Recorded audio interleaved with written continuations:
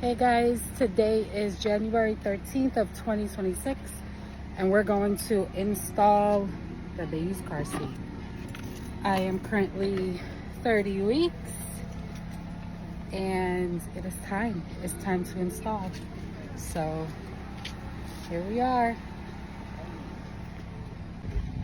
All right, we got the Nuna Pippa Air RX. So it's pretty easy to install. It's just these things here click into the seat and then the lever comes down and it's all good. So we're gonna go ahead. Rosie's getting the actual car seat. We want Grayson to get used to a car seat being in back of the car. So yeah. I know where the car is. The garage. Go on the cell.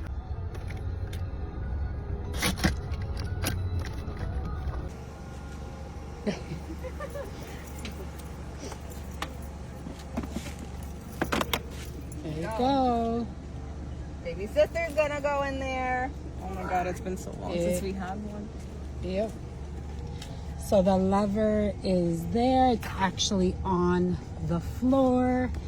And then she's buckled in here, which is green, so that's good. And there she is.